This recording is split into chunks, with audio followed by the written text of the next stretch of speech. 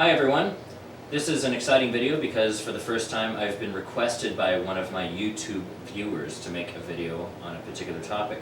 When I did my video on the floor tom swing groove in the Gene Krupa piece of music, there was a YouTube viewer who commented on it and asked me to make this particular video about standard ride cymbal swing.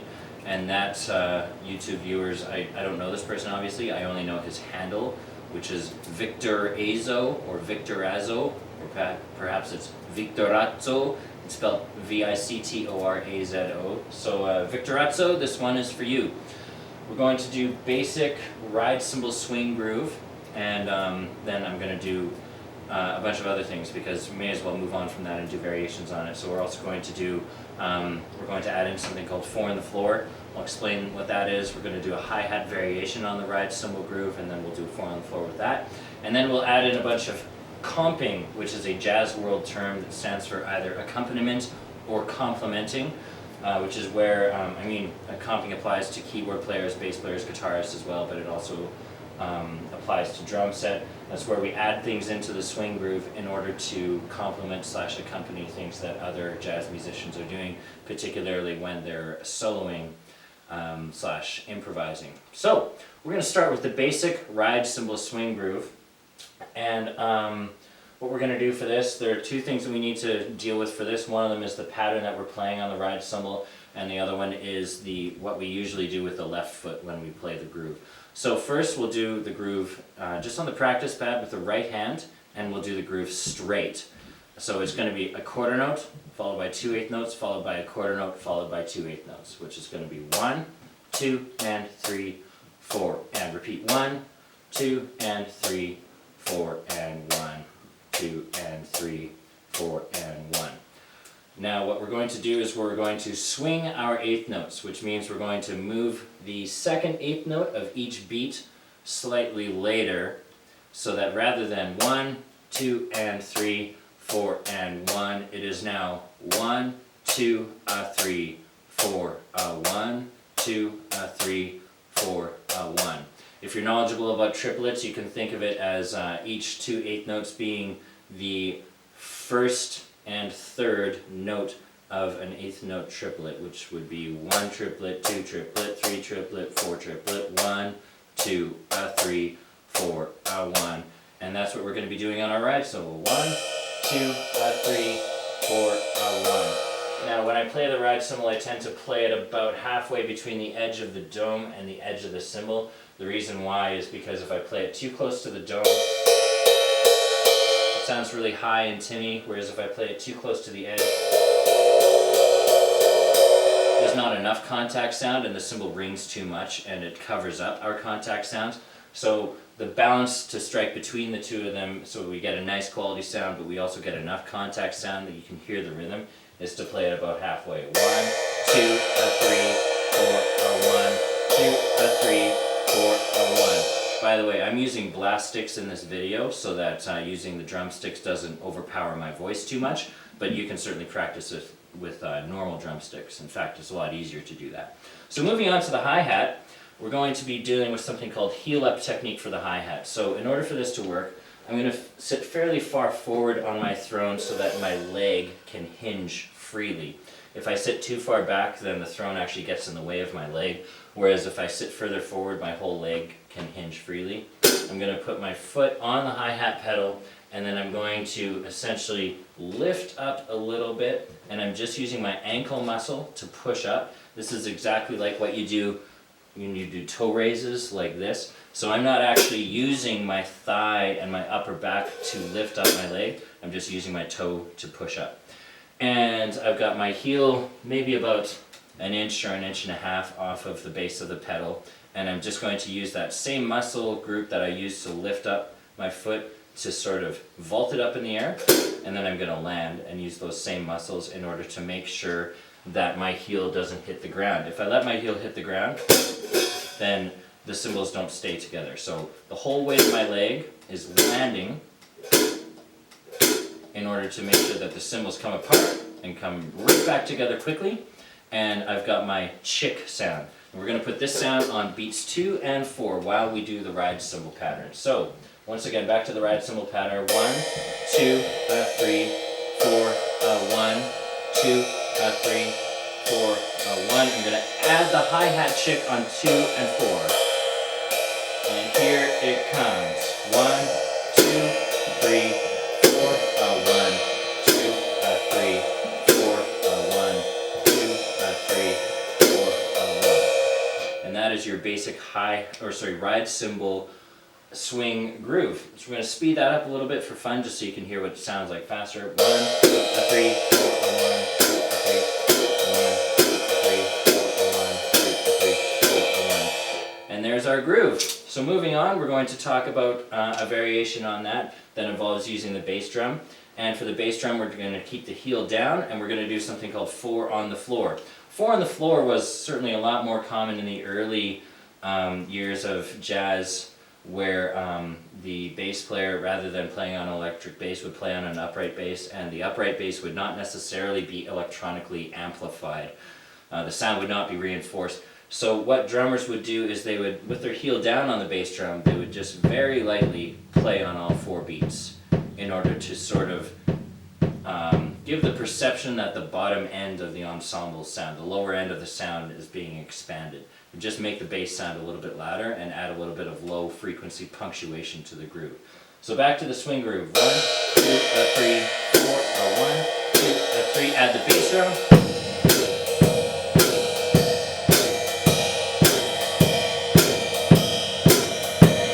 And there's basic ride cymbal swing plus 4 on the floor.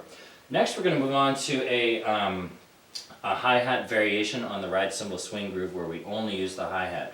For this, I'm going to lower my heel back down and keep my heel down on the ground. And I also want to make sure that I don't have too much space between my 2 cymbals. So for example, if I push down all the way, that's a ridiculous amount of space. I don't want that. So I'm only going to have a tiny little bit of space, and I'm going to tighten my clutch so that when I open,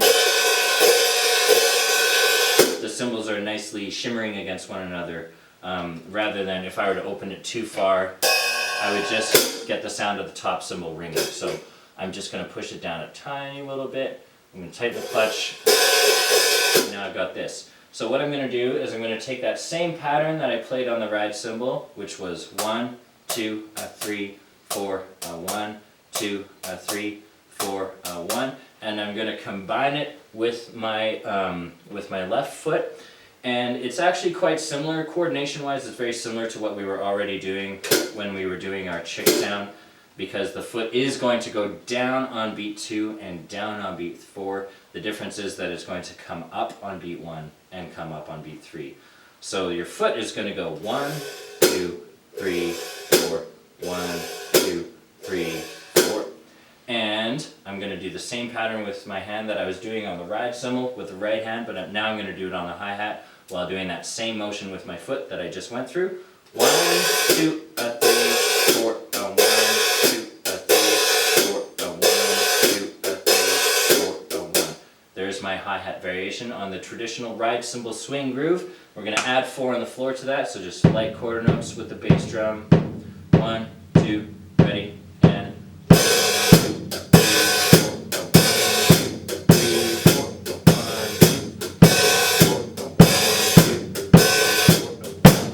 and there we have it, 4 basic swing grooves that you can practice without having to add anything else to them. It's really good to program these grooves into your muscle memory so that they become practically second nature before adding anything fancy in with the left hand and the right foot, which is what we're going to get to right now, comping.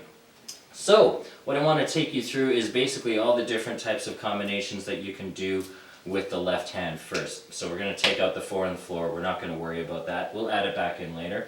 But for now, we're going to start with playing every 4th note on the snare drum, and there are 4 different ways for us to do that. So the first example that we're going to go through is playing beats 2 and beat 4 only on the snare drum. The nice thing about that is that my hi-hat chick is already happening on 2 and 4 with my left foot, so then my left hand is going to end up doing the same thing. And it is every 4th, 8th note. So essentially, if you count out all the 8th notes, and I do it on the left hand, on the practice pad, I'm going to be going 1, a 2, a 3, a 4, a 1, a 2, a 3, a 4, a 1. I'm just adding in all those extra notes to show that I'm doing it every fourth note. You don't actually have to practice that. All that you have to practice is doing it on beats 2 and 4, which will be 1, a 2, a 3, a 4, a 1, a 2, a 3, a 4, a 1. Back to the traditional ride cymbal swing groove, putting that on the snare drum. 1, a 2, a 3, a 4, a 1, a 2, a 3, a 4, a 1. So you can see that the left hand and the left foot are doing the same thing. Next variation I want to do on that is we're still going to do every fourth note, but this time we're going to start on beat 3 with this, or sorry, beat 1 and beat 3 with the snare drum. So it's going to be 1, a 2, a 3, a 4, a 1, a 2, a 3, a 4, a 1, or just 1, a 2, a 3, a 4, a 1, a 3, a 4, a 1. So back to the ride cymbal groove. 1, 2, a 3, 4, a 1. Adding snare on 1 and 3. 1, 2, a 3, 4, a 1, 2, a 3, 4, a 1, 2, a 3, 4, a 1. So that's the second example of playing every fourth note. Third example what I'm going to do is playing on the and of 1 and on the and of 3.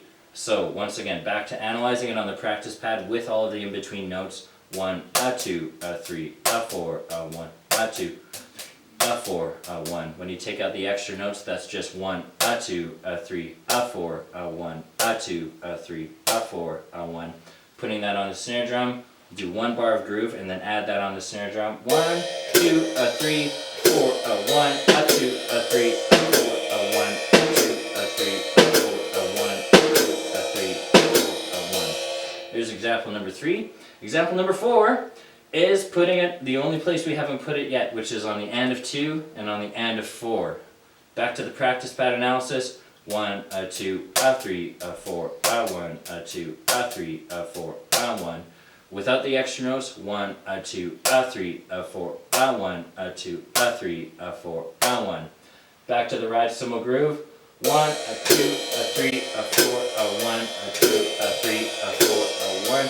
Adding in the snare pattern. 1, a 2, 3, 4, 1, 2, 3, 4, 1, 2, 3, 4, 1. So cycling through all those examples a little bit faster, it goes like this. Here's beats 2 and 4. 1, 2, 3, 1, 2, 3, 1. Here's beats 1 and 3. 1, 2, 3, 4, 1, 2, 3, 4, 1, 2, 3, 4, 1. Here's the and of 1 and the and of 3. 1, 2, 3, 1, 2, 3, 1, 2, 3, 1. And here's the and of 2 and the and of 4. 1, 2, 3, 4, 1, 2, 3, 4. So that's every fourth note. Now we only have a couple more to go before we've covered basically every combination of what you can do. The next one is playing on every second eighth note.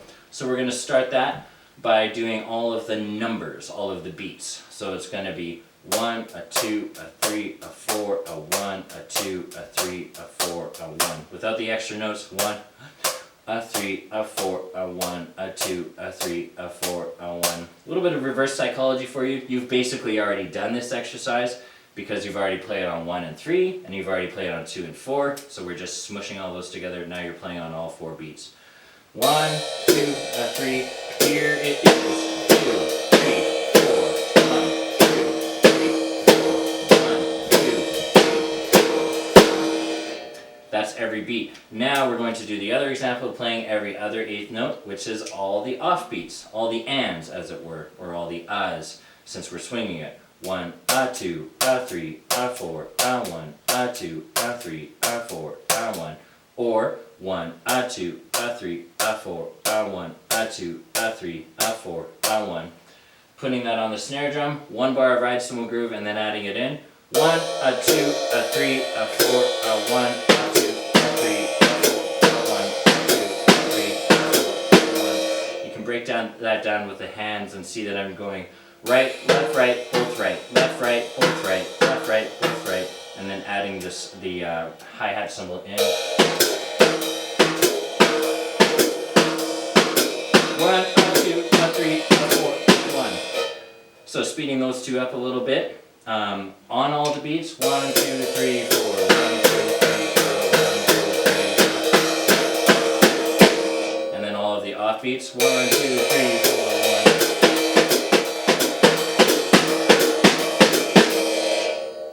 1. And then the only thing we have left in order to make sure that we've cycled through everything is because we've done every fourth note, we've done every second note, and now we're going to do every third note, which is a little more complicated. It actually, if we play every third, eighth note that there is on the snare drum, then it's going to take us 3 bars to cycle through everything before we're back at the beginning of the pattern. So it goes like this. We're going to start on beat 2 because that tends to be easier for most people to grasp onto. If they start doing the snare drum comp on beat 2, then they're using their left hand and their left foot at the same time because the left foot always plays on beat 2. So it's going to be 1, 2. That's essentially where we're starting our cycle. So on the practice pad with all of the in-between notes, 1, 2, 3, 4, 1, 2, 3, 4, 1, 2, 3, 4, 1. 2, 3, 4, 1, 2, 4, 1, 2, 3, 4, 1, 2, 3. So that's how long it takes us to get through that. So just by itself, on the drum now, 1, 2, 3, 4, 1, 2, 3, 4, 1, 2, 3, 4, 1. And now with the swing pattern, 1, 2, 3, 4, 1, 2. Here we go. 1, 2, 3, 4, 1, 2, 3.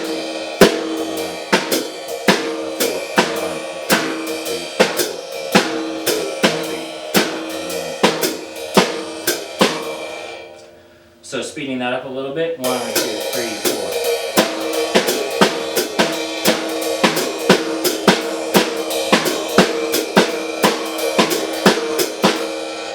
So now that we have that, that's a little bit more sped up. We can do all of those same patterns that we did with 4 on the floor. So if I add in 4 on the floor, swing group. Here's 2 and 4. Let's go to 1 and 3.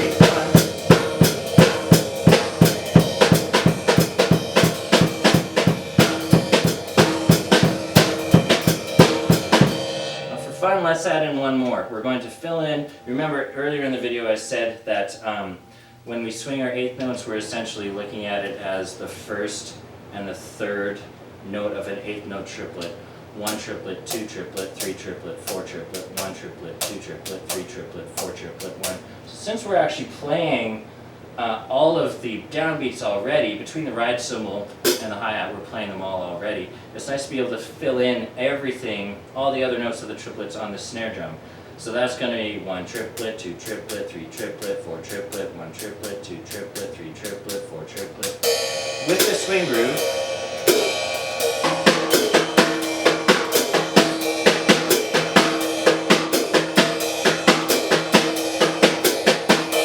you can see that your hands are going right, left, right, right, right. So a little bit faster.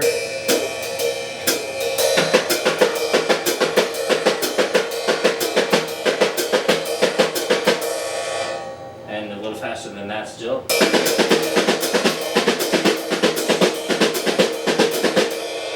So then we've covered pretty much everything that you can do with comping just on snare drum with a traditional ride cymbal swing groove. The next step is to start to combine all those together and to move them around onto different surfaces. It's nice to be able to add in the bass drum every once in a while as well. Use the bass drum and the snare drum because sometimes you want to highlight a note that's being played in the lower frequency by the rest of the ensemble. Sometimes you want to highlight something that's being played in the higher frequency by the rest of the ensemble. So let's just take one really simple example. What we're going to do is we're going to do beat 1 on the bass drum and then the and of 2 on the snare drum. So it's going to be 1, 2, 3, 4, 1, 2, 3, 4, 1, 2, 3, 4. We're going to do that with a standard swing pattern. Put a bar in between, again.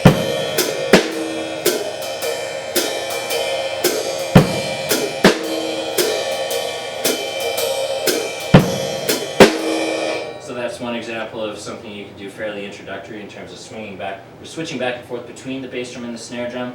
Ultimately, you also have the tom-toms. There are lots of different things that you can do. So once you start getting a little bit more fluent with this, and you want to jack up your speed and start moving things around.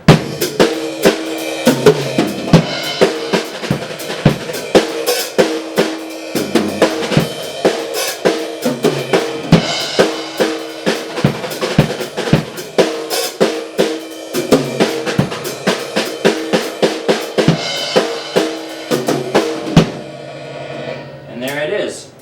How to build your swing repertoire a little bit, from the basics all the way to the advanced and everywhere in between. Thanks very much for watching.